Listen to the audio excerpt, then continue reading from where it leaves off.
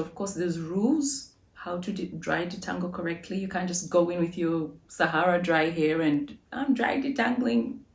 We're not doing that.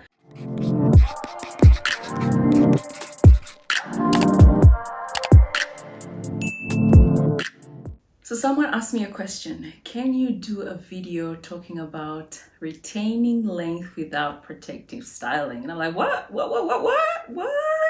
Who's doing that? Anyway, I'm here to do the video, and I think this will be an interesting one because, as you guys know, protective styling is like, yeah, the thing that retains your length, right? Anyway, if you're interested in growing your hair and for one reason or the other you can't do protective styles, this video is for you. All right, before I get started, let me just say that protective styling it's proven. There is many things you can do out there to grow your hair to retain length. However, protective styling is one of the main things that we use to protect and to retain our length. And this is the case because we've actually seen evidence, right? A lot of naturals that have really long hair that we love and that we want to get to protect to style their hair. So yeah, like we like to do things that we know work. Anywho, this video is not about protective styling. This is some tricks, tips, and just some ideas to help you if you're someone that, for one reason or the other, does not want to protect a style or can't protect a style. However, you want to retain the length. Let me just say that protecting your hair is the #1 way that I would recommend to prevent it from drying and manipulation and breakage and all that. So I still actually recommend protective styling 100%. And I think the main reason for this is because our hair is really fine and there is strength in numbers. When you group the hair, you give them strength, you give them a better opportunity to clump and to not tangle and to not break and knot and rub onto something and oop, fell. Like grouping the hair, protecting the hair, twisting, braiding, cornrowing, that stuff groups the hair so that it's stronger.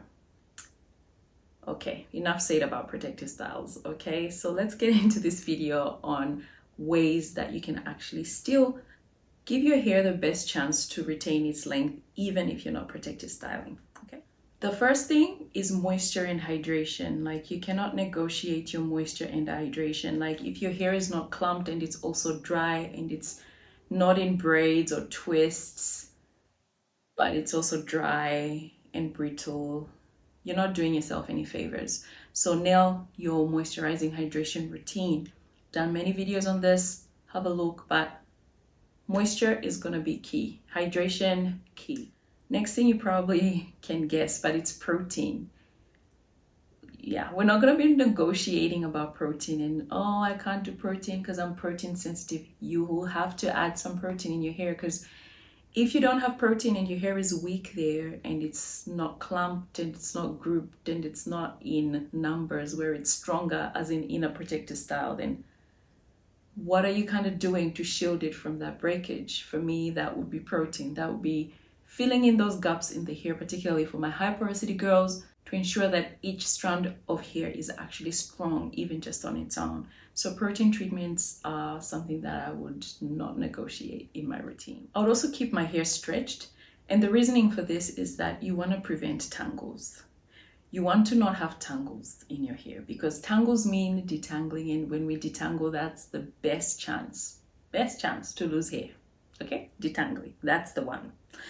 So keeping the hair stretched helps reduce tangles, reduces that shrinkage, and just helps you to handle your hair a little bit better. So I would keep my hair stretched. Braids, twists okay, but braids probably my first pick for stretching, for particularly this reason.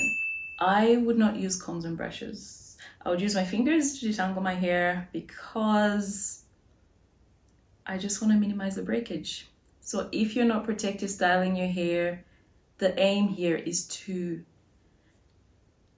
get certain things right so that the opportunities for breakage are lessened. And for me, combs and brushes are just an added disadvantage when it comes to getting the hair detangled and still experience, you know, a substantial amount of breakage. Okay, so I would look into mastering my finger detangling.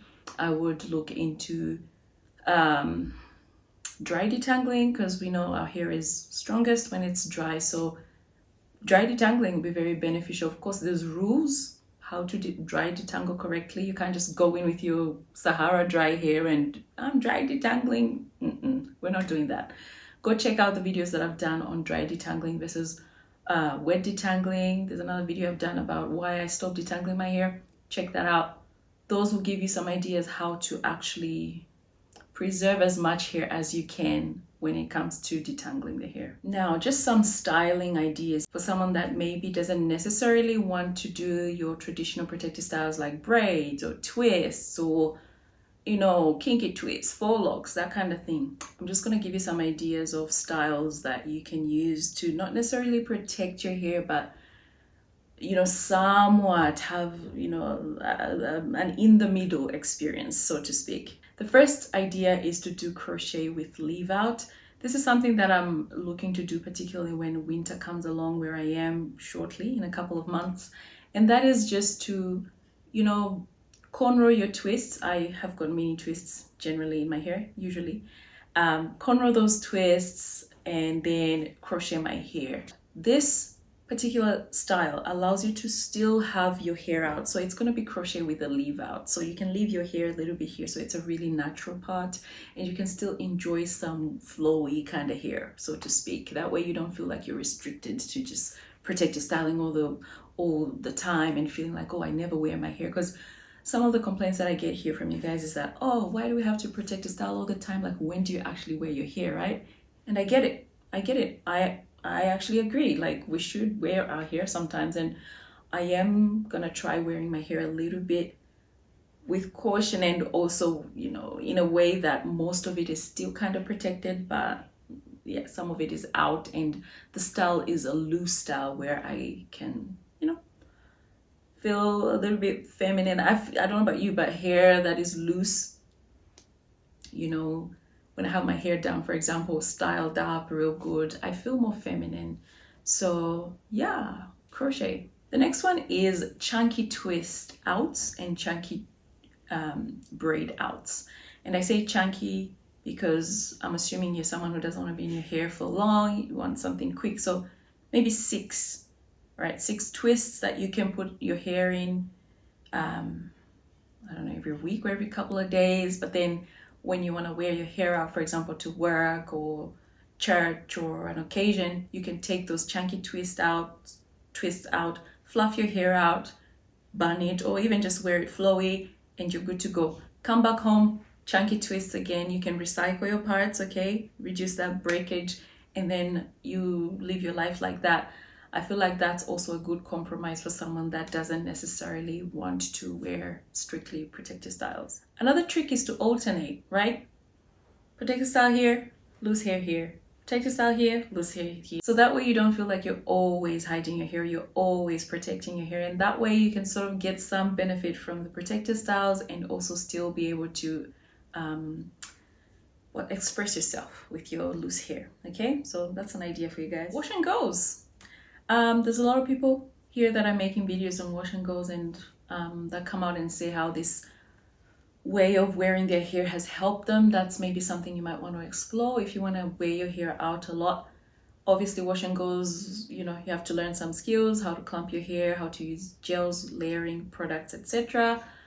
The manipulation that comes with that does freak me out. However, some people have said that it works for them. Might be a good idea to try and have a look at some of those channels and see how they're making it work for them and go with that. Someone that really does this well is What the Kink. She's got really long hair and she does quite a lot of wash and go. So she's someone that, you know, you might learn a lot from when it comes to caring for your hair in that state. Last but definitely not the least is an idea that I had last minute, and that is to braid the roots and twist the ends, all right? This is something that we know very well. A lot of twisted naturals like myself braid the base of the hair to, you know, keep the roots stretched, to prevent tangles, for neatness, and for the longevity of the style. Okay, there's so many benefits to braiding the roots first and then twisting the rest of the hair. Now, a way that you can make this work for yourself, particularly if you want loose hair, is to have that style. Okay, have maybe medium to large twists like that, braided at the base, twist at the ends, and just untwist the hair for the day or for work or whatever. Style your hair like that, and then come nighttime, you twist that hair back in. That's actually not a bad idea for someone that likes to wear their hair loose. Try and keep it medium or chunkier twist. That way it's not too overwhelming, the retwisting and the untwisting. Like I said, guys, like the best way to grow hair is protective styles, like untwisting, twisting, and untwisting, and braiding and unbraiding.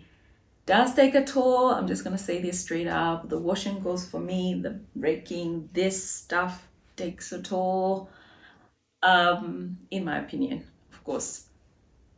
But if this is what you need, or this is what's working for you, and you want to enjoy your hair more, I understand that, and that's perfectly fine. Go for it. These are just some ideas for you guys. You don't have to take this. I just thought I'll make this video just in case there's someone who's feeling like that and feeling like they want to wear their hair more at this point in their lives. I know a lot of my subscribers are actually more mature women in their 60s and some in their 70s, and they feel like, okay, I actually want to wear my hair out. And honestly, I feel you, and I probably will be that natural at that age. So definitely enjoy your hair. There is absolutely no reason for you not to. All right, I hope you enjoyed this video. Until next time, bye.